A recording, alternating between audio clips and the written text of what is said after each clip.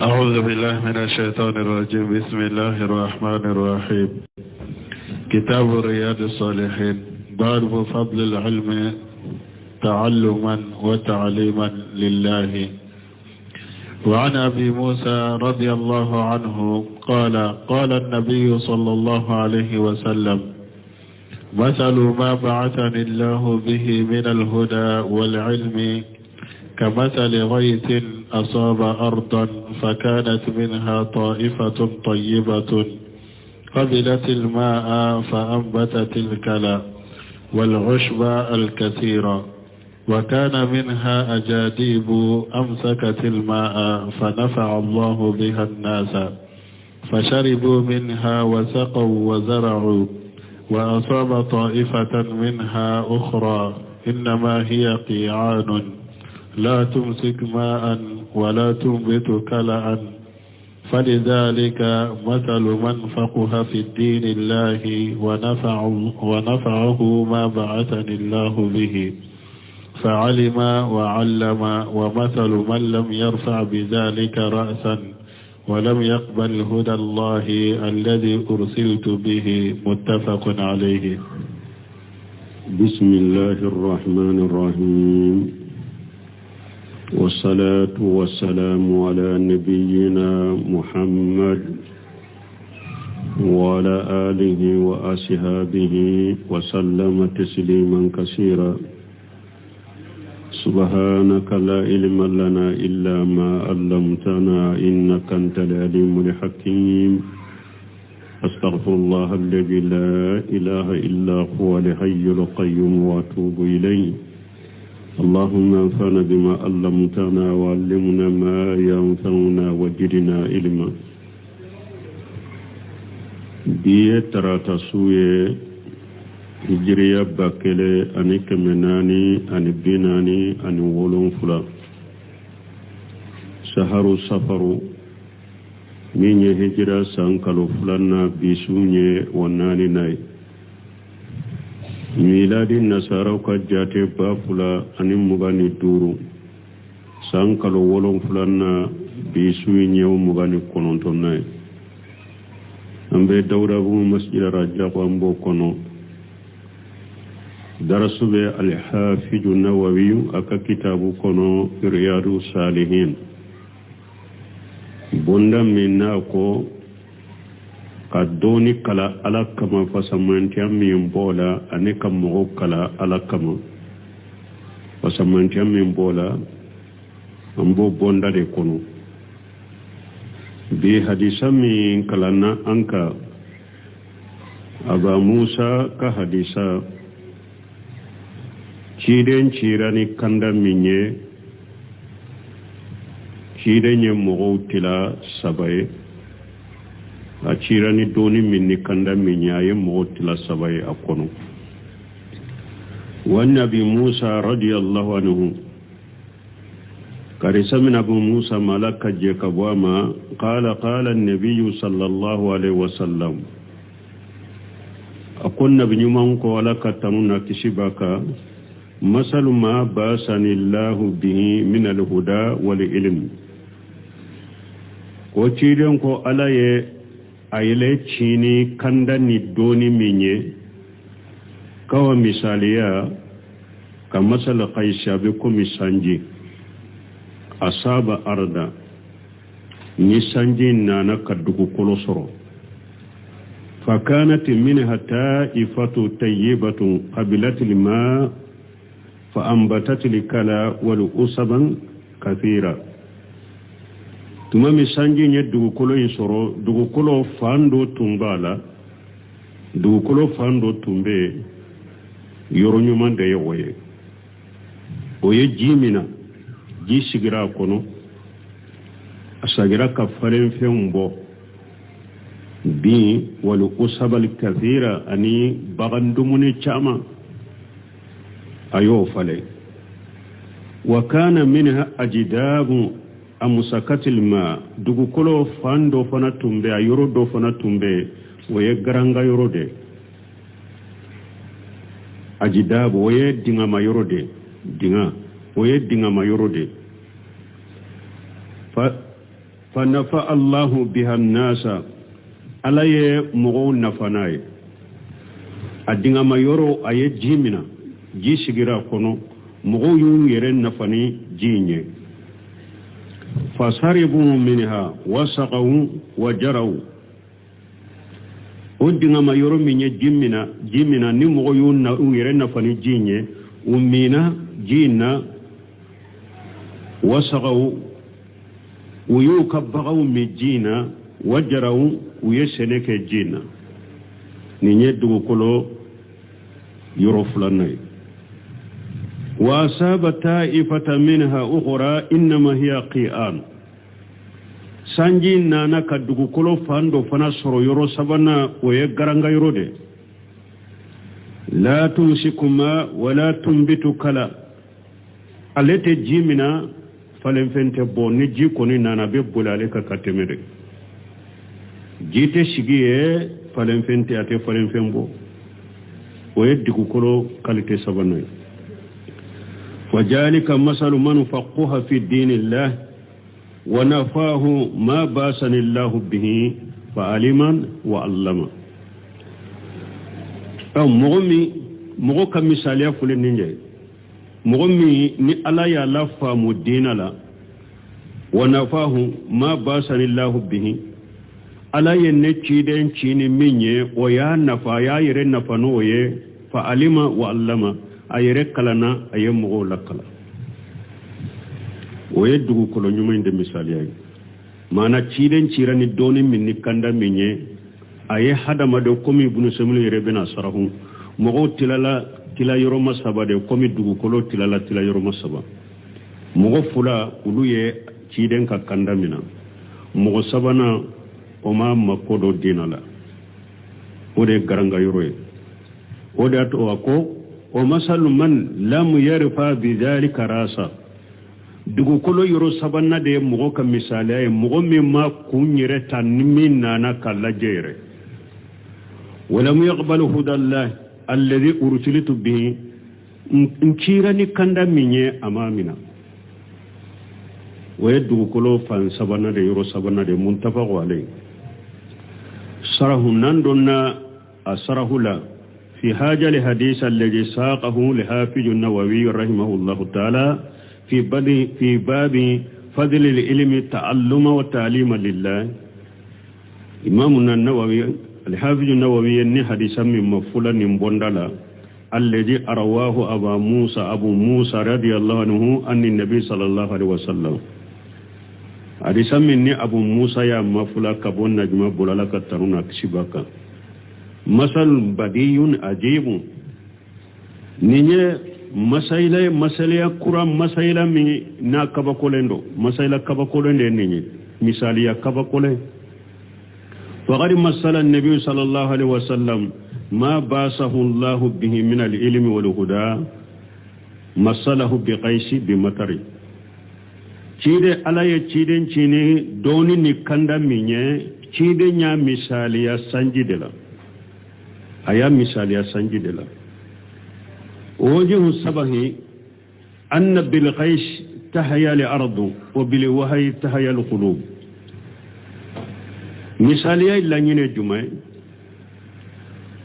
ميني سنجي فلي دغو كولو بينيانا مياناي وهو فنفلي وهو من ديرا تيرما وهو من تيرما دسكون بينيانا مناي دغو كولو بينيانا مياني سنجي دسكون فنا بينيانا مياني وهو دي ولهذا سمى الله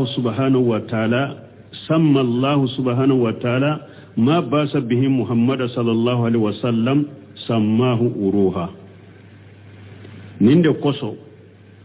على مسمى سلنا كرو تالندو أي تشيدن تشيني مني أيا ولي كوني علي وهو ولي كوني وقال تعالى لكم مسمى كرو تالندو وكذلك وحينا إليك وروها من أمرنا أبو توكلنا ني على نكا نينشيما نينكا نيامرو كاني مانا ني وهو تشيما نينكا نيامرو كاني ني على وهو وليا كوني فسابد بسكون ينميا ma kunta tadri mal kitab wala al iman itun ta do qur'ana minye tun ta do limana minye tun to da afran fansha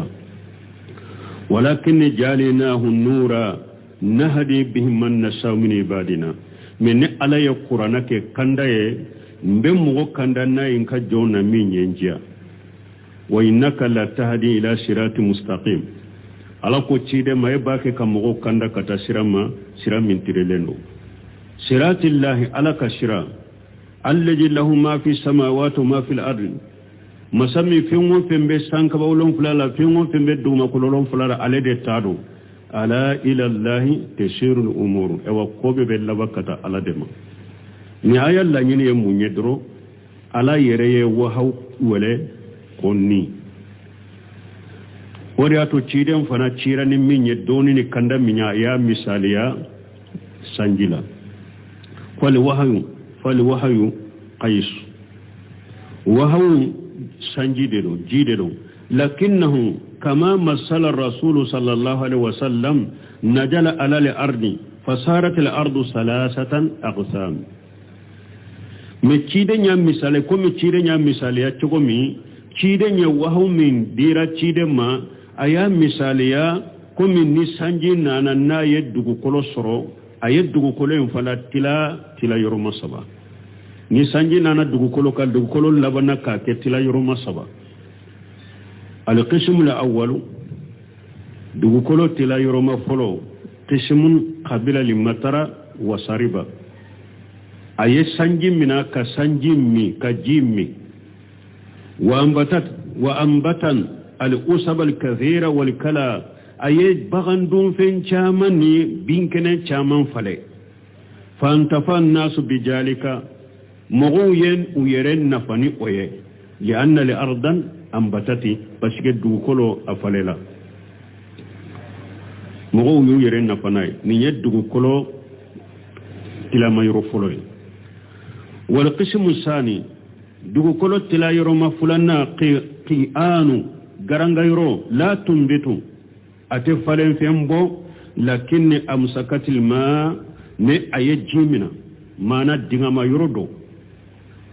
jina na jindo na dinga na ye jimina me yoro mindo falen fente boy garanga yorodo falen fente boy me dinga koni be aye jimina amsakatil ma lam tashribuhu me ama jimide aya minade fasaghan nasu minhu wartaw wajraw mogo uyu umina jina kafa kuka seneke feun ku lami jina ninya dugukolo tilama yoro fulannay ale dinga yoro de be dro dinga nye jimina me yoro nye garanga yoro de jin koni minana mogo bena mi jina ubu ka bagaw me ubu ka seneke feun mi ala me fale fente ninya fulannay القسم الثالث سبنا أرض قيآن بلعت الماء ولم تنبت شبقة تبلو الماء يرو سبنا دوكو كل من دالي غرانغا يرو دي جينا يريتي من بجيمنا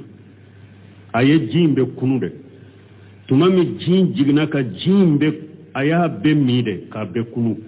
جيماتو أسانفي ايوا فالين فنما بو shibghatu tablaw alma kogo ma yoro do yoro min ni dugu kolo fando be amba fa kogo la ma yoro do de do donc jinte minaye falen fente bo abe jimmi katade soni ko ngatini sappe munye walakinaha la tumbitu min nin dugu kolo ate falen fembo fahaja masalu man faqaha fi dinillahi falima wa allama dugu kolo folo waye mogo kam misaliya de mogo mi na ye dina famu akalana aye mogo lakala wa masal man lam yarfa bihi rasahu suratal wa mogo mi ani mogo mi fana na ma kun korota dina no feyere suratul ula wa saniyatu limasali fi man qabila li haqqa la halafuro dugukolo la halafuro ana la halafulan nan wulu ye mugo de kan misaliye mogo min ye tiɲa min na fa alima wa ta'allama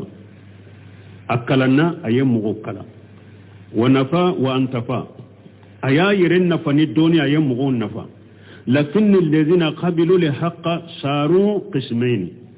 mais dugukolo yɔrɔ fɔlɔ ni yɔrɔ filanan de ye mɔgɔw ye minnu ye tiɲa min na mais mɔgɔw minnu fana ye tiɲa in min na olu fana tilala ka taa tila yɔrɔma fila dugukolo yɔrɔ filanan fɔlɔ olu de ye mɔgɔw ye mɔgɔ minnu ye tiɲa min na mɔgɔ minnu fana ye tiɲa min na olu fana ye tilama yɔrɔ fila ali awwalu fɔlɔ qismu ataahu Allahu ta'ala fiqhan فصار يأخذ الفقه والأحكام شرعية من كتاب الله وسنة رسوله صلى الله عليه وسلم ويعلم من فنيتي من الدغكولو تغيا تلما يرو فلو ولو فنا كيرا فلادي افلو مني مي عليه كيرا يدينا فام كفره منا كسلاميا كسريا كو كيرو منا alaka kitabu ani ciden ka sunna ayo kiro kala ko kiro mina aye mogo la kala o ye dugukolo fan folo de mi aye jimina aye falen feumbo o ye mogo de kam misaliya ye mogo min ni ciden kandaren tiya minya aye tiya mina ka dina kala ka famu ka mogo la kala ayere nafa soro ka mogo la nafa o ye dugukolo tilama yoro folo inde ala yere jimmi mina ka falen fe ka mi ka falen fe mbo ka sage ka jimmina mo ye nafa soro nay o ye mo folo ye mi nye tinya mina aye dina kala ka famu ka sariya kala ka famu ka kiru kala ka famu qur'ana ni sunna la ka sage ka mo la kala o ye digu kolo yoro folo ye wasani fulanna riwayatu walakinahu laysa indahu jalika lifiqhu dugukolo fan fulana ni ciden ko dingama yoro do aye jimina de ama jimmi aye jimmina me garanga yoro do falen fe mabbo o misaliya be ko me hadisa riwaye bagaw munu hadisa riwaye bu bolo hadisa bu kunna me fiqhu to bolo dina famu to bolo yani annahu yahki hadisa wa yarwihi wa yahfazuhu lanyini abe hadisan fo mogoye abu mafula abe hadisan tanga walakinahu laysa indahu fiqhu me famute harisayri way bagaw dugu kolo togo ya fulana minye jimina me falen fente bo ale yerela me mogo ko ni bena jinche ube miala ube seneke peru miala ubu ka bagaw miala bon nimbe ko me hadisa tigin hadisa durusilem fula bolo mogo bena hadisain kala bolo kata mogo na fanai ku yere na fanai me ale yere famute fiqute me hadisain ko ni dursilem ba bolo wa haja kasiru aida budo sebinu kunni mogo suku kacha tuguni fama aksara irijala li hadis alladhina arawu al hadisa lakinnahum laysa indahum fiqhu budo sebinu ko mogo chamande be nu ye hadisa mafula me min ye fiqhu ye famu ye atubolo ma hum illa awiyatu ya'khudhu an-nas minhu ulu kera komi minande dron mogo beta fenta kabo ula walakin alladhi yuwajju min haja al-ma'i wa yanfa'u an-nas bihi hum al-fuqaha men mogo munum bena ninji nche mogo munum bena jinche nu be mogo nafanaye o ye fuqahawuye mana le koni yere hadisa udrusire ne babolo me do mogo do bena hadisa in kalale bolo ku yere nafani hadisa nye kata mogo nafanaye ulu de to ko fuqahawu hajani qismani bon nunye tilema yuroma fula min fula ninye qismun hafiza shari'atan wa wa'aha wa fahimaha wa allamaha wastanbata minha al-ahkam al-kathira nin tilama yurumo fula min fula ninye folo ulu ye sharia uya tanga ka durushi uye sharia durushi ka tanga ka famu wa allamaha ka kala ayakala wastambata min al ahkaman kaseeratan ayekiri chaman fale kabo doni me fahmu min babula ayekiri chaman fale kabwala wa haulai misl al ard allati qabilat al ma wa ambatat al kala wal usab al kathira mun mugo luje misaliya yeddugo koloye dugo kolo min jimina ka binkene bon ka bagandu mun chaman bon ulu de ye mɔgɔw ye minnu ye silamɛya sariya u y'a kala ka durusi ka tanga ka faamu ka lakala ka kiiri caman falen ka bɔ a la ka mɔgɔw lakala ulu de ye dugukolo tilama yɔrɔma fɔlɔ ye min ye ji mina ka falen fɛn caman bɔ wa qismu ahgaru naqlatu faqati mais tilama yɔrɔ dɔ in ale kɛra de dɔrɔn fɛn bɛ taa taale fɛ de dɔrɔn فين بتاتا ألف مانا حديثو دي بتاتا ألف ينقلون لأحاديث وبحديثو تا أفي وهؤلاء كالأرض التي أمسكت الماء فانتفى الناس به ونمغو مثاليا دي بكم دوغو كولو من يجي منا فالفين تبواكا دي مي يجي منا مغو باكي كو يرن فانجي ويمونو ني حديثات دروسي مغو بتا حديثين تا وبولو كو يرن فاناي wannan misaliya da fulo dugukolo mi aye jimina fantafan nasu bihi mugu yu yere nafanaye wartaw minhu uyu kabbagaw lam yakuno لأن الناس يأخذون من هؤلاء الرواة للحديث parce que ni hadisa mafula bagaw hadisa durusilen be munun bolo mugu beta hadisaw min ufe summa yastambituna minhu al-ahkam وكفنا كيرو فلك أبو حديثا نونما وينفعون الناس بها إنا مغون نفني حديثوية كسر عليه يرفع موتي مي فقهاء بتا حديثا منون دروسلم بالي بولو فقهاء بتا حديثا نونون تالي بولو كيري تمام بو حديثولا كمغون نفناي donc ale de fle diko kele fam fulanay aye jimina mogo bu yere nafani jinye mi ayere ma fale fembo donc ni nya hadisa durusi bagawe me fiqhu te fuqaha bina hadisa tawbolo katakiru fale ko bola kam go nafa amma qismu salisu metila mayro sabana aradu o yeddugo koloy lam tantafi bil qais sanji min nana lema nafasuru alama ayre nafani sanjini wa inma qi'anu o yegaranga yorode la tumsikul ma atajimina wala tumbitul kala أتبين كنن فلفا فنفنا تبولا فهؤلاء ليس فيهم خير نونون تغلا مغو ننتلا يروما سبنا من فلنيني مغو منو مثاليا نندقو كولوني نم مغو هيرات نونونا لم ينتفعوا بوحي الله أمت أميرن فني ألك وهويني ولم يرفعوا به راسا أمكم كرتا نفيري وليعيذ بالله مبالا تنغنينا لك انكسوما يكذبون بالخير يكذبون بالقبر وبكبار يوم قالون تغيا ويستكبرون عن الامر ما كبار يوم منو فورو يا تيدن كبار يوم منو فو يو قالون تغيا ويستكبرون عن الامر وبو يربونيا كبو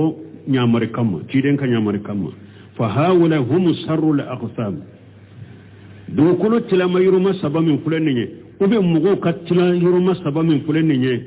nin min fulen ninye nin de kajuguni tombe kila sabana min fulen ninye nin de kajuguni toy nunun be ye fula be masallallahu al afiya inde ala dilala kallafiya fanzuru anta fi nafsika min ayil aradina salasi anta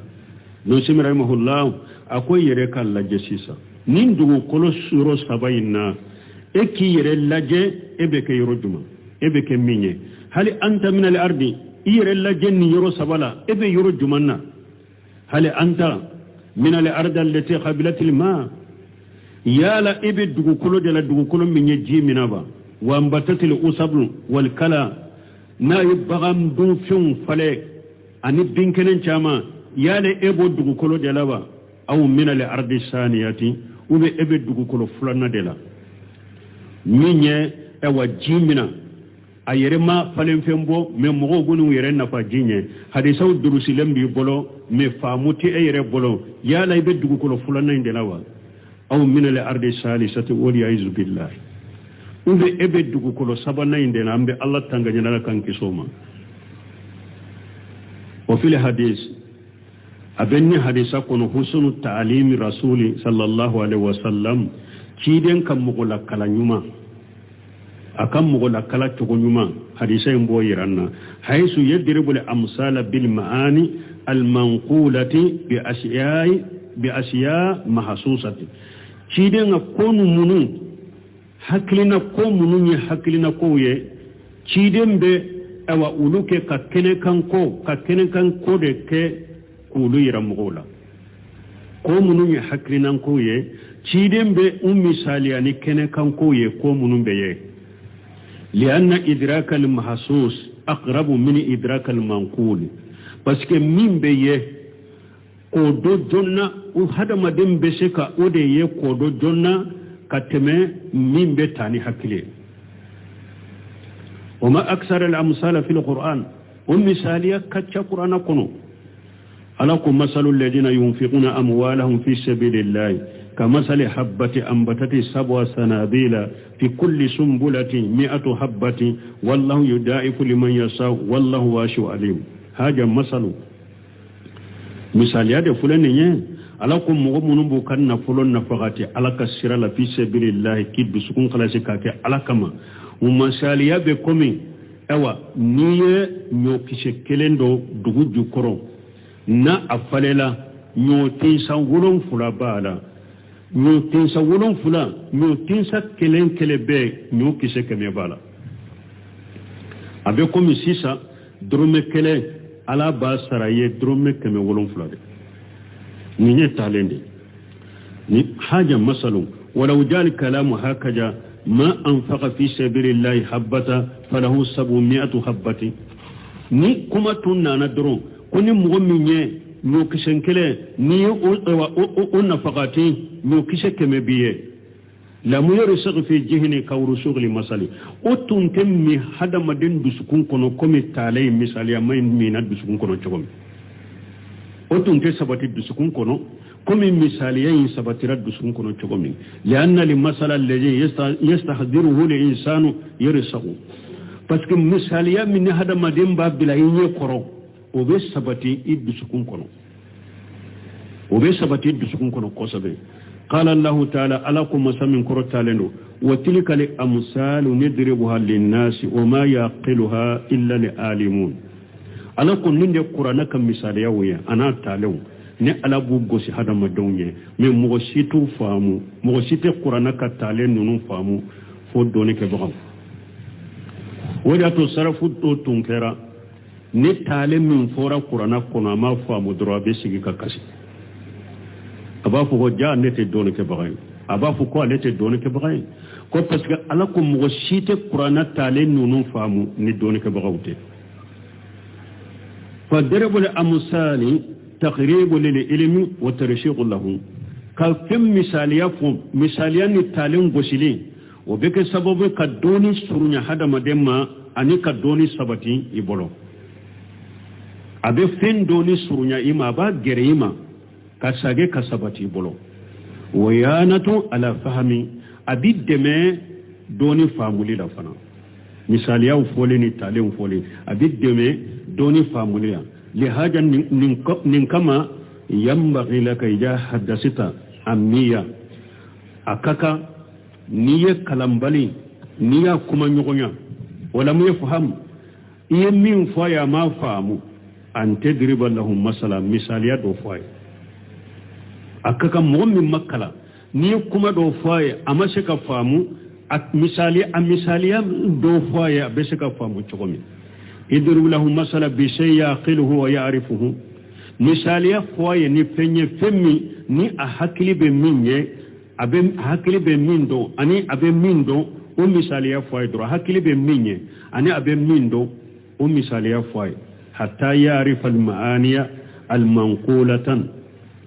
فو أكسك مانا إوا إيه إوا مانا مي ni awa ni mana mi ni abedo hakilila mana mi ya hakili mana na hata fo akashe ko famu bi wastatil asiyai mahsusati ni koye ko munumbe ye ni koye ko munumbe ye wallahu almuwaffiq ala de ambe ala de la kambe sawama wala ni hadisa ye hada madum misaliya cide kanda mindira cide ma doni mindira cide ma aya misaliya sanji de la ni sanji jigna dugukolo fana tilala tila yoroma saba dugukolo fando be oye jimina oye falenfe umbo ayere yen nafasoro ni jinye mogo yen nafasoro naye oye mogo mununye dina kala ka famu fi hubula famu bula oye sariya tanga ka istimbatu ke ube kiru bo sariya la oye yere nafa oye mogo nafa uluka misali ya dugukolo foloy dugukolo fam fulana garanga yorodo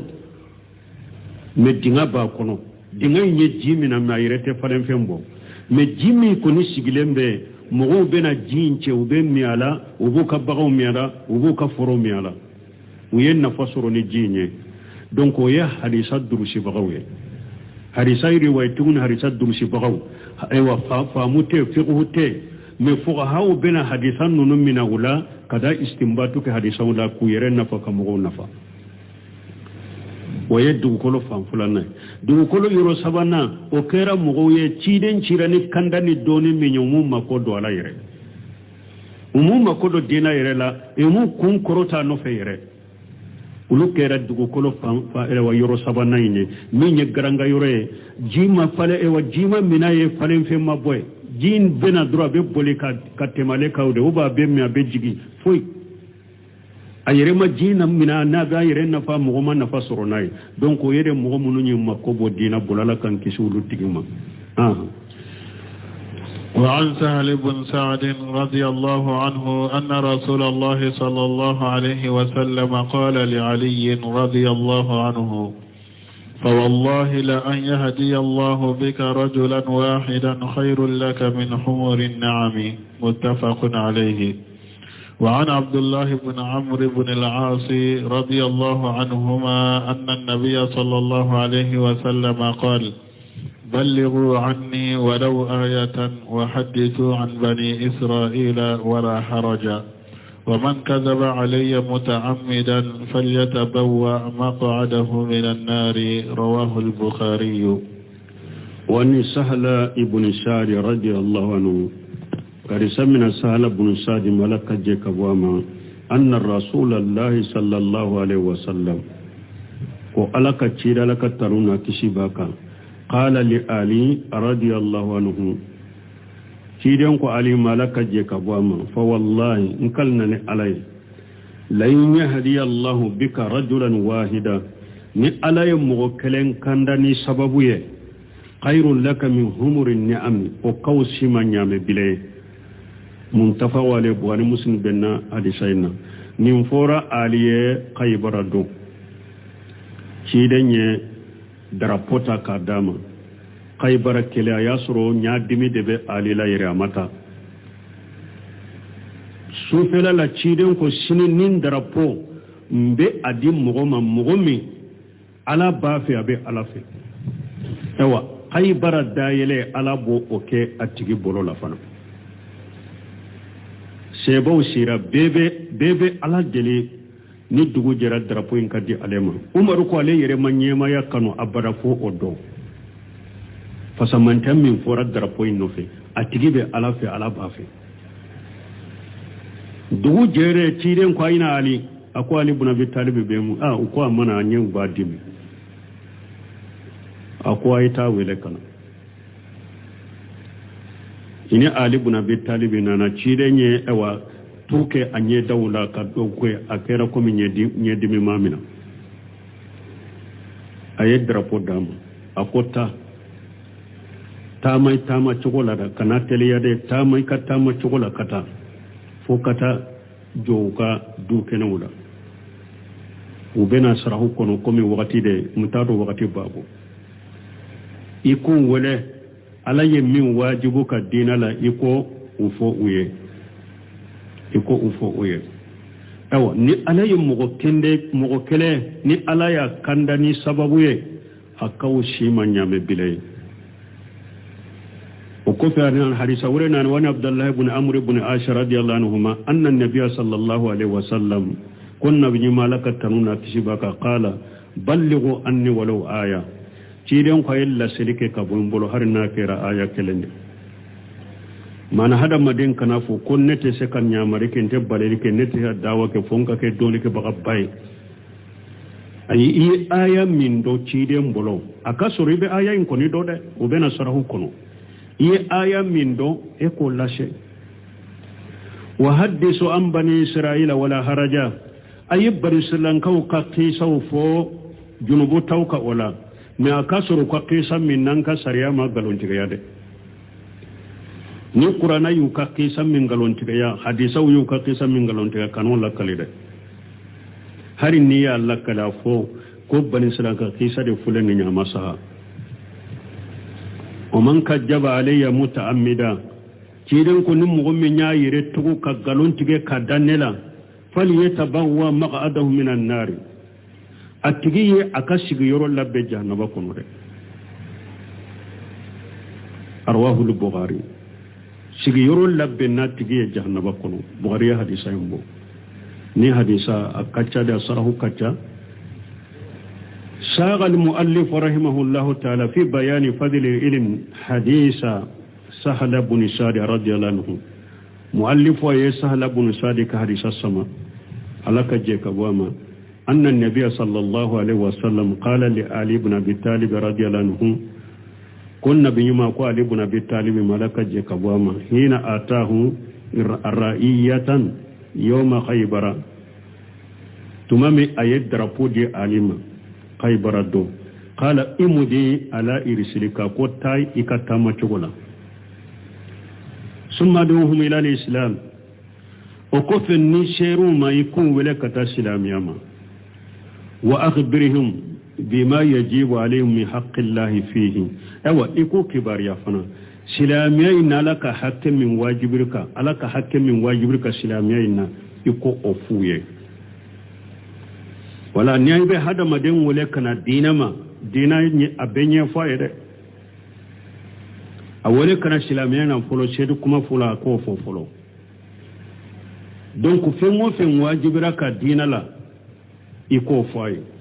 silamiya dina ni donala salli be kade ni se soro jaka be kade heju be kade fengo fen wajibira ka silamiya la be faye akado na bedo akado ajelenga meni eye mugo wele kata silamiya ma ima foi adona adoseje iko ede ma silamiya wa ko ho awa iko farra salli be ka dongo do e kunne tumore dongo do ka salli ne tesola bo adombaliya kausa ninye parce que mugo ka to amado dina kono o kausa akado kabo parce que ne atora te dina kono al kufur asiliya amba wele kana silamiya de ma na maso amba fo kan ni songo di na sunna ni songo ma amba to ka kafiraka mais adonne min fulen ni nyeka bon man badala dinahu faqtuluhu kidan ko ni mo mu ya ka dina fala donna silamiya bora ya faqade wala be wala ka sage ka donna maso be faqade donc wala ni hada maden ni iba wole kana do silamiya la abenya fo yede ako alima fingo fin wajibiru ka dina la alaka hakela yuka abefuye fa wallahi in kallani alai la yahdi Allah bika rajulan wahidan ni alay mo kelen kandani sababuye khairul laka min humurin na'am wa qawsi man yame bilay aqsama sallallahu alaihi wasallam كيدن كليلا على كتنونا كشبكا أن الله لو هدى به رجلا واحدا لكان خيرا له من همور النعم كيدن كليلا كوني على يموكلن كندني علي سبب كو كوسا من يام بلاي والهمر بسكون الميم الميم جمو همراء همرك ميمون كسكوني بلمو فرالين يغونك وما الهمر بدم الميم فهي جمع همار من همر minye bidammil mim kam min ke damme o yede falu farale nyonka jamu himar falu jamu de oye ولهذا يقتم بعض طلبة برسمين كونين دي كوسو أكو كالاندون دو بقطو فيقول أبافو خير لك من هموري نعم بدم الميم وهذا قلت أكو ينعم بلده لأن الهمور جمع همار همور ويفلو فرلين دي نقونك كما قال الله تعالى كأنه همور مستنفرة أما همر بسكون الميم فهي جمع حمراء بلمو فرالين يغون كودي همر بسكون الميم وكذلك جمع أحمر لكنها هنا جمع حمراء ميا ما نبلمو فرالين يغون جمع حمراء ودي فلن حمر نعم وهي الناقة الحمراء معنى نعم بلما وكانت أعجب لمال للعرب في ذلك جمال ووقت لا عربو وكان نفل من تنكدو يكسب وكان نفل وينعم بلما وهب لمال للعرب في ذلك جمال ووقت لا نفل من كانون كتا عربو ما ويؤدي فإذا هدى الله بك رجلا واحدا كان ذلك خيرا لك من همر النعم ni ala ye mogo kelen kanda ni sababu ye o kaw sima nyame bilenye fa fi haja hasu ala ilmi wala ta'lim ni hadisa la sulibe ni hadisa la kallasu kata kalama kallasu kata mogo la kalama wala da'wati ila allah azza wa jalla la sulibe ni hadisa la fana kallasu kata dawama kata alama لأنه لا يمكن أن يدعو الإنسان إلى الله إلا وهو يعلم بس هذا ما دين تسكى مغولة كتا ألم فوا كسرو يكلا النادي فإذا كان يعلم ما يعلم من شريعة الله نكرا مغوية إباك كمغو لكلا أي من دولك سريالا إباك كمغو لكلا أولا ودا إلى ذلك إي وليك كتوما فنا كان هذا الدليل على فضل العلم نيجي دليلان تامنشي كدوني فسمنتيا كويرنا ثم ذكر حديث عبد الله بن عمرو بن عاص رضي الله عنه عن أبيه أن النبي صلى الله عليه وسلم قال بلغوا عني ولو آية قوله بلغوا عني يعني بلغوا الناس بما أقول الله يني موني مباكي كم من فايا الله شمغوما وبما أفعل وبجميع سنته نفهم فو نفهم فنك أنك سنة بسنة سبترا تشيدن بلو آية الله شمغوما عليه الصلاة والسلام وبلغ أن ولو آية وبلغ أن ولو آية من كتاب الله أي الله سليك كبومبلو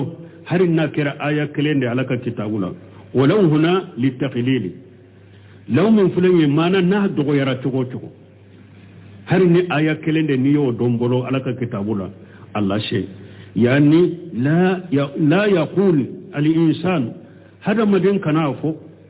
أنا لا أبلغ إلا إذا كنت عالما كبيرا هذا مدين كنافو نتلا سليك ده فنين كرا دوني كبقى باي يكنا نينفو لا يكنا نينفو إنما يبلغ الإنسان ولو آية هذا مدين بلا سليك هرنا كرا آية كلين يبلا سليك بشرط mais waya kelim min ni ba Allah sai sarati balade an yakuna qad alimaha akasuru ayai ibadu wa anna min kalami rasul sallallahu alaihi wasallam akasuru ibadu kafo ni nyeci den ka kuma de wali haja mana ni be aya min lashe akasuru be aya indode ni be hadisan min lashe akasuru ibadu kun ni nyeci den ka kuma de asabati lendo ولهذا قال في آخر الحديث نند قصو تشيدن كو حديثي لبا ومن كجب علي متعمدا فليتبوى مقعده من النار أكوني مؤمن يتوكو كغالون دانيلا أوا إشيغي يورو لبنا جهنمكم okore munye nu tiden ko la selike mbolo harni aya kelendo aka sore ka do ko aya kele ciden ya fode ni ciden ko illa selike mbolo hari hadisa kele aka soro hadisa dan kan yabbe bolo ko ciden da ya fo hadisul de fute ngalonte de o da tari sai laban keran ni man kajjaba ala rasul mutaammida ya'lamu annahu kajibu nim mo min ye galon tige ayere tugun ka galon tige ka da ciden na ayere bado yemin fo galondo فليتبوى مقعده من النار وهنا لام للأمر وهنا اللام للأمر إن يرى اللام ينامر لدنو لكن لام ينانني ينامر لي ما نيامر كوني موني إكي كاسيغي يرى لبه جهنم كنو تيوا أنا ينامر لي لكن المراد بالأمر هنا القبر mais al-amru min fulan yene la nyini yede ke kibariya ya anni fagari tabawwa maqadahu min an-nari akorobe yi ka sigi yoro labbe jahannama kono de akorute ko yere ki ka sigi yoro be la jahannama kono ananani amru de abe ko ni ko yere ki ka sigi yoro labbe jahannama kono mais amru mundo la ni kibariya de ha fagari tabawwa maqadahu min an-nari ka sigi yoro labbe jahannama kono ikibariya rade يكسر يرون لب جنة وقنود والعياذ بالله أي فقد استحق أن يكون من ساكن النار ما نأك كان تاسما سجدي أني تاسما سجدي ككده نيجي تقول كغلوندا سيدنا لأن الكذب على الرسول ليس كالكذب على أحد من الناس بس كغلون تيجي كذا سيدنا أني كغلون تيجي كذا مغو تولا كوكل أنتره الكذب على الرسول الكذب على الله عز وجل نم ومن يغلون تكي كادا تشيدنا يغلون تكي كادا على جل ثم هو كذب على شريعتي وكفى يغلون تكي كادا لك شريعه لأن ما يخبر به الرسول صلى الله عليه وسلم من الوحي هو من شريعة الله بس كتشيدم باكي ككبانه كن وحو منيه ويالك شريعه وكذلك يقال أبو تشكو كلنا أمبافو الكذب على العالم ليس كالكذب على أمة الناس دوني كبغا فانا كغالون تيكي كادا دوني كبغا كا أتوكم مني غالون تيكي كادا مغو توكا دي كغالون تيكي كادا ألاكا وكجغوني غالون تيكي مبي كغالون تيكي وكوفي كغالون تيكي كادا تشيدن كا وكجغوني غالون تيكي بي وكوفي كغالون تيكي كادا دوني كبغا كا o fana ka jugo kateme mogo to ni galon tige kada uluka yani masala taqulu qala fulanu kaja wa kaja misali la eba fu karasa kote qala haja haram haja halal karasa kon ni haramu ye karasa kon ni halalai haja wajibu haja sunnatu karasa kon ni wajibe karasa kon ni sunna wa anta takjibu kasure ba ke ka galonde datigila haja aida asaddu min al-kadhib ala ammati an-nas nin galon fana kajugu kateme galon min bedda hadama don tola ya anna al-ulama warasatu al-anbiya parce que doni ke bagaw de nabi mo cheta bagawi yuballighuna shari'at Allah irisan bi rasulullah sallallahu alaihi wasallam doni ke bagaw be alaka sariya de lashe ka cinyeta ka boci den bulo nu ya cinyeta ka boci den bulo فإذا كذبت عليهم ni eye galonda doni ke bagawula wa qulta iko qala li alimu fulanu kaja wa kaja doni ke baga karasa kokte akote wa anta takjib kasore bake ka galonde tige kadala fa haja ismun azim ni yajjunu bo bay nishalullah li afiyata ambe ala delala kallah fi kabun nuna nyugonoma badun nasul yajubillah mugodo ambe ala tanganyina la kantisi ida astaha sayya yakuffu an-nas anhu mugodo be ni ale bafe mugo ka kodo toy qala al-alim al-fulani haja haram wa huwa yakjib mugodo be ni ale bafe mugo ka kodo toy ayere bado ale ka kuma mugo makota ale ka kuma la mi doni ke baga do be bolo boka be dalem bola abafo karasa doni ke baga masina ko ni nye haramu yi pour mugo ka ko intoy ka sora bake galonde da tigila لكن يعرف أن الناس إذا نسب العلم إلى فلان قبلوه فيكذب mais ayre bado ni doni ndambi kata karasade man ni ko karasade côté mogobe ko yimina kuma yimina donc avec galontige ko tigi côté aw yaqulu qala fulanu haja wajibu ube abafu karasa kon ni wajibe wa huwa kajabu kasro aye galonde tige karasa mafo wa haja saddu min al-kadhibi ala ammati an-nas nin galon fana de kajugo kateme ka galon tige kada mugo tola fali hasiru lanyini anna man kajaba la rasul sallallahu alaihi wasallam mutaammida nin mugo min galon tige kada cilina ki yere tugun fali yatabawa maqadahu min an-nar awa ayre yishigi yoro labbe jannaba kono ومن نقل عنه حديث كذبا يعلم أنه كذب فهو أحد الكاذبين نمو من حديث دوم فلا كبوتشي دي حديث دو تكبوتشي دي مبلو حديث ينفنا ينغالون دي اي ربادو فنا كو حديث ينغالون دي اي غالون تغلو دوye يعني فليتبوا مقعده من النار لا يني اي كاشغي يرو لب جهنم كونو وما أكثر ما ينصر من نصرات التي فيها الترقيب أو ترهيب وهي مكجوبة أو بنو سمينو كو أكو تشاري في جنسين فين تشاري فين كتشاسي سادة نوبي فين دو تشاري كمغو دولا كانو كتا فين دولا وبي فين دو تشاري كمغو دو بغبغا كبو فين دولا كاسرون غالون تيغلون دي على رسول الله صلى الله عليه وسلم كاسرون غالون تيغلون دي دو تشيدنكا لكن بعد المستهدين ما يرجع بعض الجهال نجاهلون ينصرون هذه النصرات ويوجهونها بكيمية كثيرة ننشري في منفلنية وبي أتشامان دي شري كتنتي تشاما وبا أتشري يقولون وبافو نعيد الناس بهاجة نياي أنفنا بننونك ambe mogode wajunuye ube penchama de chari ewa penchama mimbe chari fana katila ni mogonu nyogonche achama galonde betige kada chidenma me ulu fana kala nyini la ukai shi hadu ni ka jahiliya konona ko ulu kala nyini ka mogode waju ni koye kaifa ta'idunahum bi shay'in kadhibi togori ambe mogo waju ni fenye togori femme nyangaloye ولهذا يجب الحجر من هاجل المنصورات من ده قصو اواجب هذا مدن كي يرف كروسي من شري في منو برج سوسوكا في منو بشري كجنس يرج سوسوكا يرف كروسو مدن التي تنصر في المساجد اني في منو باك كشري اكو ابي واجب هذا مدن كي يرف كروسي شري في منو باك كشري كجنس مسيرو كنو وتعلق على الابواب أبواب المساجد أو غير ذلك وبي منون دلو مسيرو دالا وبي فابي منون سبي كدلو مسيرو دالا ونو يجيب الحجر منها يركو رسومة واجب لندو كي يركو رسومة وربما يكون فيها أشياء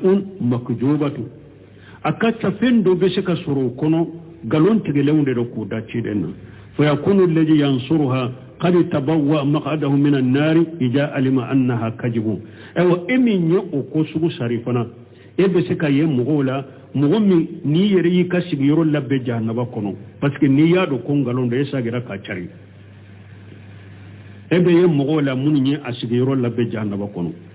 وقال في حديث عبد الله بن عمرو بن عاص رضي الله عنهما حدثوا عن بني إسرائيل ولا حرج بنو إسرائيل اليهود والنصارى بنو إسرائيل يهودان النصارى درو إذا قالوا قولا فحدث عنهم ni yahudani nasara ya kuma min fo o kuma yin barobo yi kafo mugoi wala haraja alayka junubuki ka wala bi sarati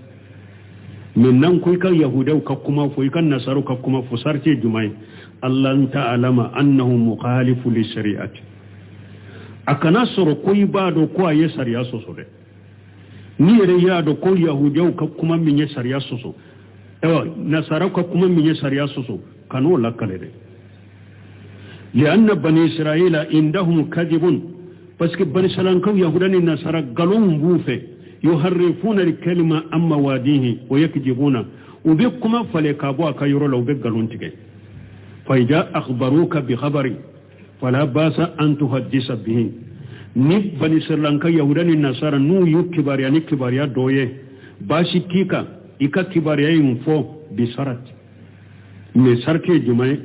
Allah yakuna mukhalifan lima jaa fi shari'ati rasulullah sallallahu alaihi wasallam